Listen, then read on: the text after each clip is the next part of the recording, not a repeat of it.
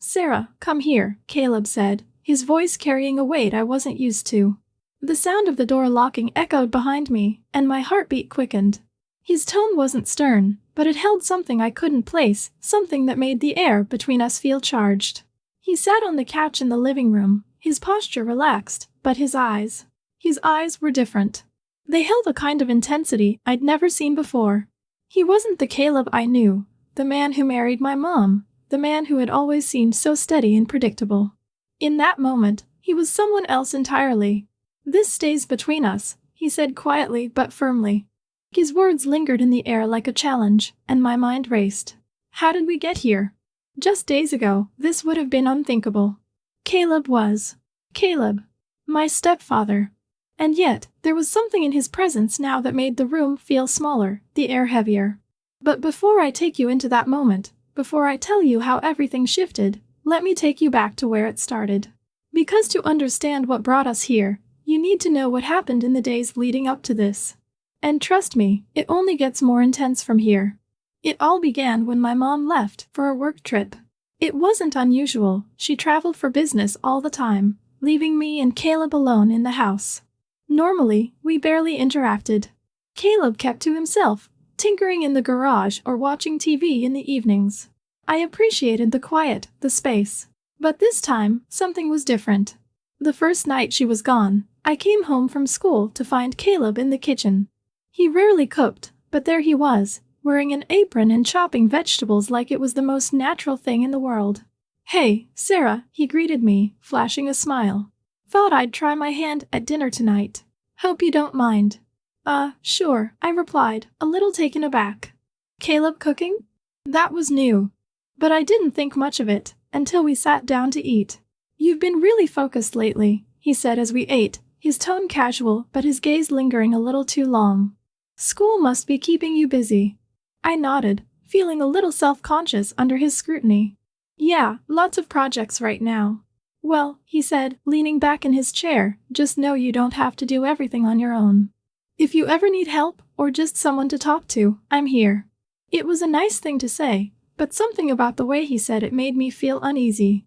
His eyes didn't leave mine, and for a moment, the silence between us felt too heavy.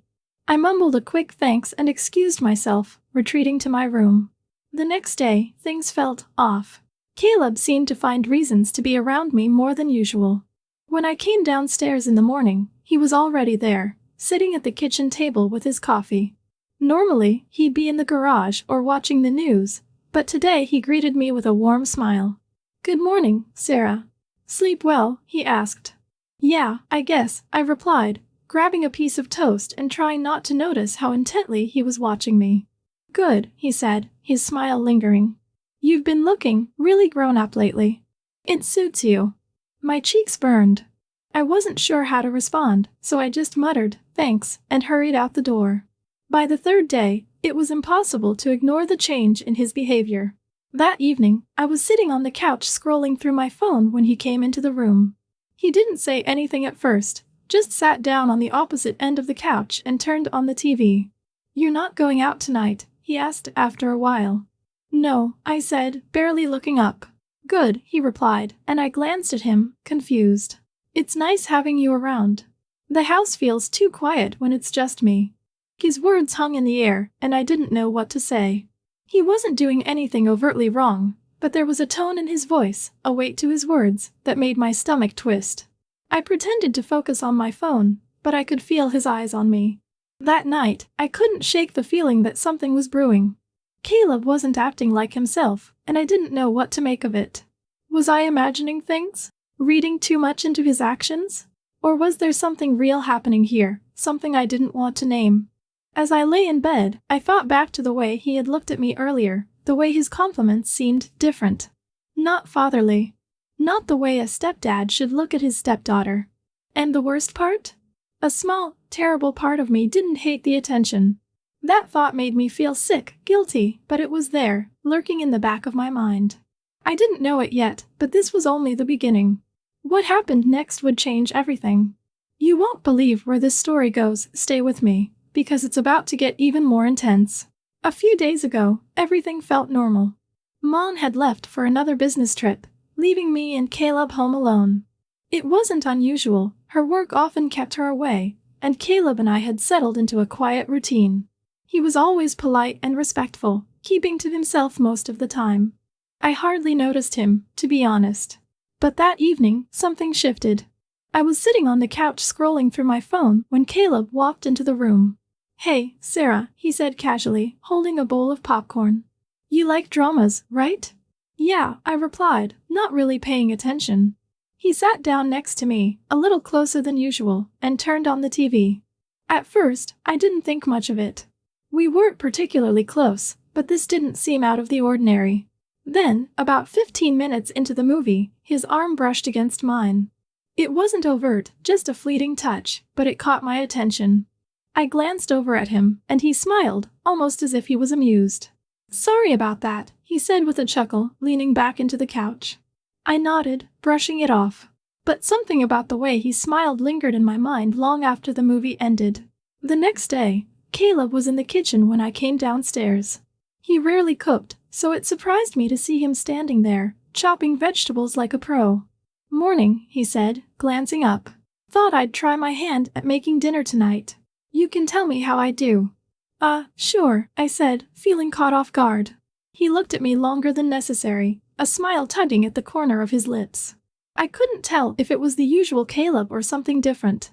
Later, as we sat at the table eating, he kept the conversation going, asking about school, my friends, my plans for the weekend. It wasn't anything inappropriate, but his attention felt more focused than usual. "You've grown up so much," he said suddenly, his tone casual but his words catching me off guard. "It's impressive how independent you've become." "Thanks," I muttered, feeling my cheeks heat up. The compliment felt too personal, too intentional. I finished my dinner quickly and excused myself, but his words echoed in my mind as I lay in bed that night. The day after, Caleb seemed to be everywhere. If I was in the living room, he'd find a reason to join me. If I went to the kitchen, he'd suddenly need a glass of water. It was subtle, but I noticed. That afternoon, he offered to help me with lunch. I was hesitant at first, but figured there was no harm in it. As I prepared the ingredients, he stood close, too close. His arm brushed mine again, and this time he didn't move away. "You look really nice today," he said, his voice soft but deliberate. Thanks," I replied, avoiding his gaze. My hands shook slightly as I continued chopping vegetables, pretending not to notice the way he was watching me. His words felt like they carried more meaning than just a casual compliment, but I didn't dare acknowledge it. When I finished, he reached out to take the knife from me, his hand grazing mine. "I'll take care of this," he said, his tone almost tender. My stomach twisted, and I quickly left the kitchen, needing space to breathe. By the third day, it was impossible to ignore. Caleb wasn't just being friendly, there was something intentional about his actions. That evening, as I sat in my room, there was a knock at the door. "Come in," I said hesitantly. Caleb stepped inside, his expression calm but purposeful. "Do you mind if I sit for a bit?" he asked, motioning toward the bed. "Sure," I replied, my voice barely above a whisper. He sat on the edge of the bed, not too close, but close enough that I could feel the weight of his presence. "I was thinking about something," he began, his tone reflective. "You remind me a lot of myself when I was your age. Independent, focused, strong." I blinked, unsure of what to say. "Thanks," I mumbled, looking away. He chuckled softly. "It's a compliment, Sarah. Not everyone has that kind of strength." His words hung in the air, heavy and loaded with meaning. I could feel his eyes on me, and when I glanced up, our gazes met. For a moment, I thought I saw something in his expression, something unspoken, something that made my pulse race. "I should go," I said abruptly, standing up. "I have homework." "Of course," he replied, his voice calm but unreadable. As he stood, he placed a hand on my shoulder. "You know you can always talk to me, right?" "Yeah," I said, avoiding his eyes. He lingered for a second before leaving, and when the door clicked shut, I sat back down, my heart pounding. By now, the air between us felt charged, like a storm waiting to break. Caleb wasn't doing anything overt, but his actions were deliberate enough to make me question everything. Was I imagining it? Or was something real happening? That night, as I lay in bed, I replayed every interaction in my mind.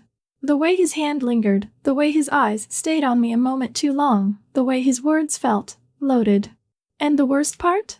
A small, shameful part of me didn't hate the attention. That thought terrified me, but I couldn't push it away. It was there, gnawing at the edges of my mind, making me wonder what would happen next. Because something was going to happen. I could feel it. By the third day, everything felt deliberate.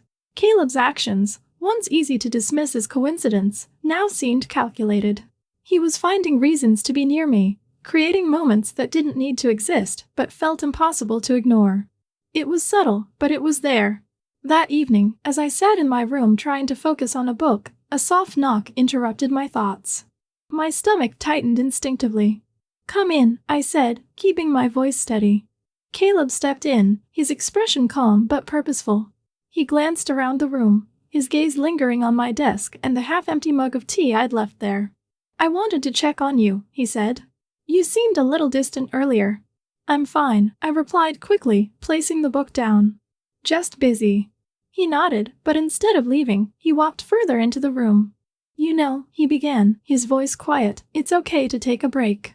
Sometimes we push ourselves too hard." I didn't reply. The room felt smaller with him in it, his presence filling every corner. He sat on the edge of my bed, the mattress sinking slightly under his weight. "You remind me a lot of myself," he continued, his tone reflective. "When I was younger, I kept everything bottled up. Thought I could handle it all on my own. But it catches up to you eventually." I glanced at him, unsure of what to say. His words were innocuous on the surface, but the way he looked at me, it felt like there was more he wasn't saying. "Sarah," he said softly, breaking the silence. "You don't have to carry everything alone. You can talk to me. About anything." "Thanks," I mumbled, shifting uncomfortably. "But I'm okay." He smiled faintly, leaning forward slightly. "You're strong.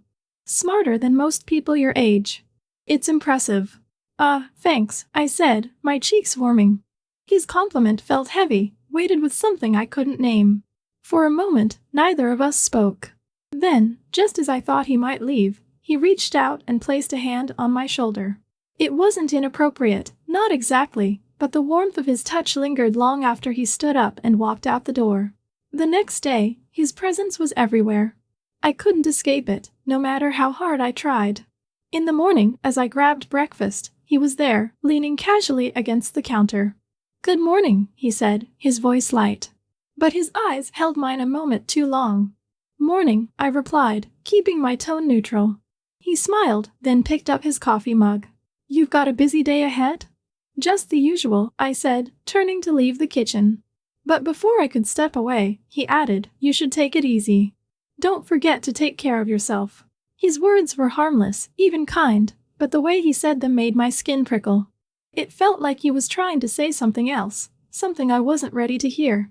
That afternoon, I was in the living room, half watching a TV show and half scrolling through my phone, when Caleb walked in.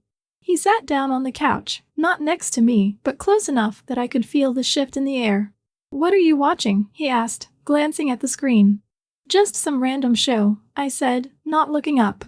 He chuckled softly. "You've got good taste." I shrugged, trying to appear indifferent.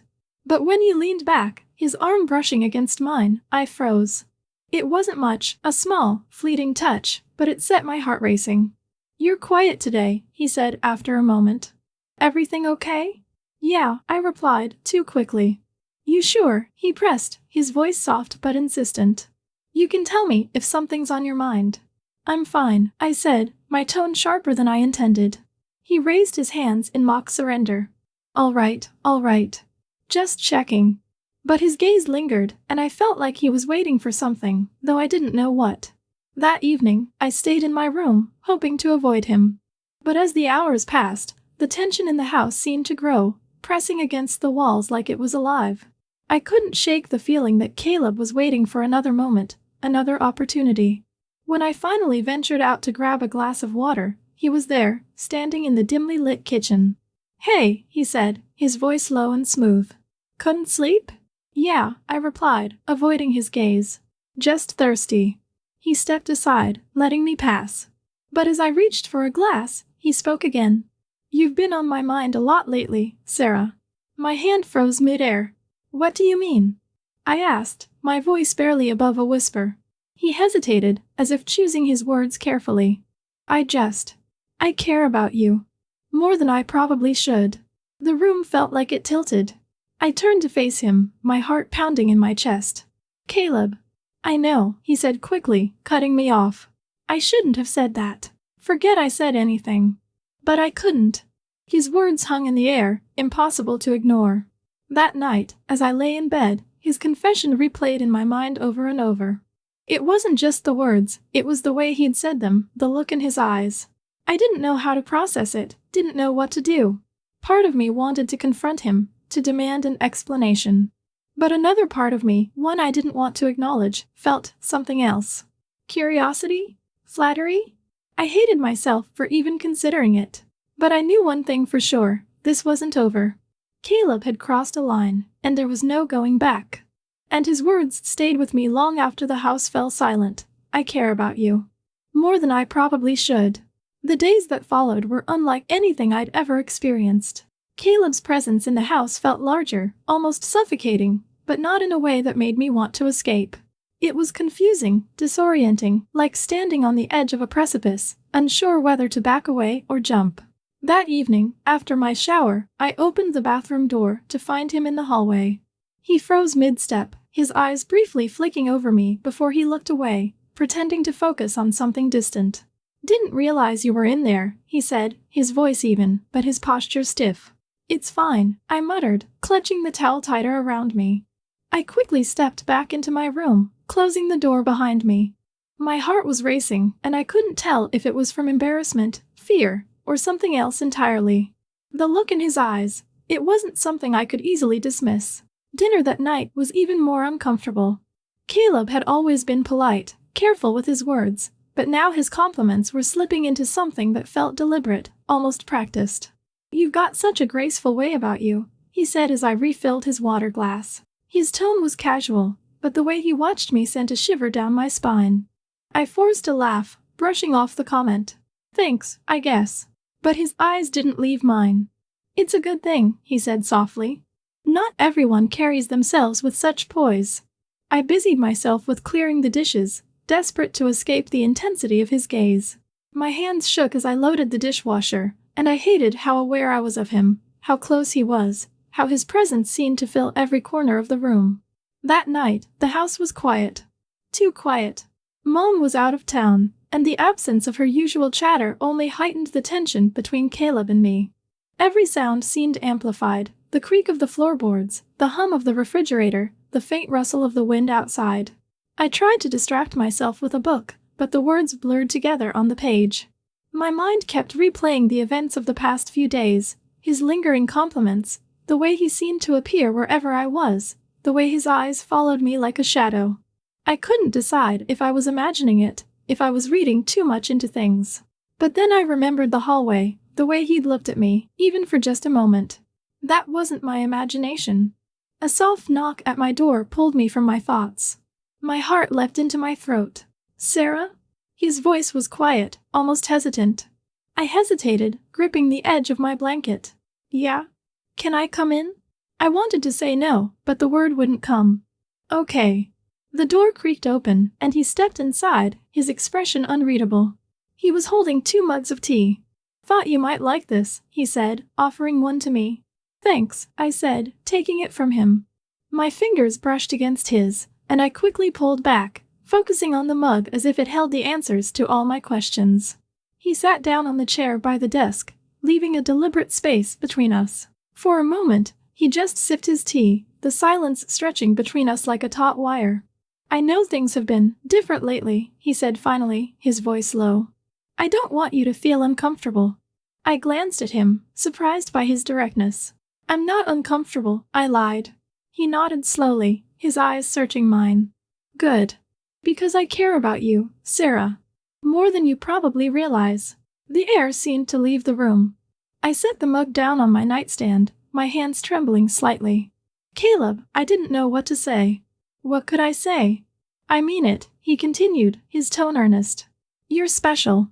You've always been special. I swallowed hard, my heart pounding in my chest. You shouldn't say things like that. Why not? He asked, his gaze unwavering. It's the truth.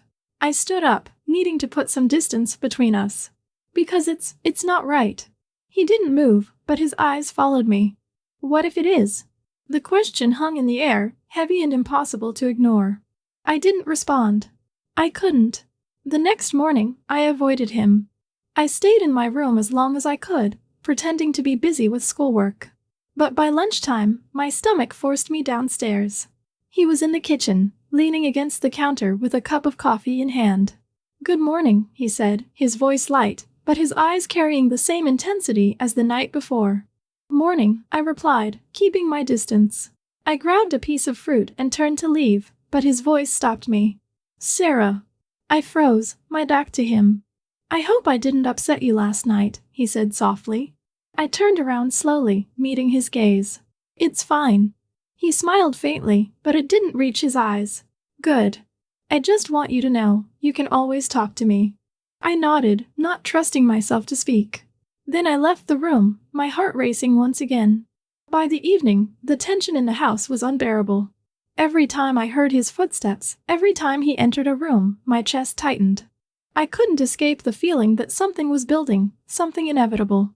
When he knocked on my door that night, I almost didn't answer. But the sound of the handle turning told me it didn't matter. He was coming in. Hey, he said, his voice soft. I didn't respond, just watched as he stepped inside, closing the door behind him. He leaned against the wall, his posture relaxed, but his eyes sharp, focused. Are you okay? He asked, his tone genuine. I don't know, I admitted, my voice barely above a whisper. He stepped closer, and I didn't move. I don't want you to feel alone, Sarah. I'm here. Always. And in that moment, I realized that no matter how much I tried to avoid it, the line between us had already blurred. Whatever happened next was inevitable. The tension between us had reached its breaking point, and I knew there was no turning back. He stepped closer, his hand brushing lightly against my face. In that moment, time seemed to stop. The sounds of the house faded into the background, leaving us suspended in silence. His gaze locked onto mine, and I couldn't look away. My heart raced, not from fear, but from the undeniable tension that hung between us, a moment teetering on the edge of something irreversible. His touch was cautious, almost hesitant, but it sent a shiver down my spine. This isn't right, I whispered, the words barely audible. My voice sounded weak, as though I wasn't even sure I believed them myself. He paused for a moment, his expression unreadable, then quietly closed the door behind him. The room suddenly felt smaller, the air heavier. He moved closer, his movements deliberate yet restrained, as though testing the boundaries of what was allowed. My thoughts swirled in chaos, but my body refused to move. Every breath felt charged, every glance a silent conversation we couldn't bring ourselves to speak aloud. When his hand brushed against mine, it lingered just a second longer than necessary, sending a wave of warmth up my arm. I should have pulled away, I knew I should have. But I didn't. I couldn't. My mind screamed at me to stop, but the weight of the moment, the intensity of his presence, drowned out every rational thought. I care about you more than I should, he said softly, his voice steady but filled with something deeper, something unspoken. The honesty in his tone left me speechless. What happened next was something we couldn't undo. It was quiet, almost too quiet, as though the world outside had disappeared entirely. When it was over, I lay on the couch, staring up at the ceiling. My thoughts were a blur, my heart pounding in the aftermath. That night changed everything. Caleb and I crossed a line we could never uncross. As I lay there, the weight of what had just happened pressed down on me, but so did something else, a strange sense of relief, of inevitability. There was no going back now. Do I regret it? No. But nothing will ever be the same. What would you have done in my shoes? I'd love to hear your thoughts in the comments.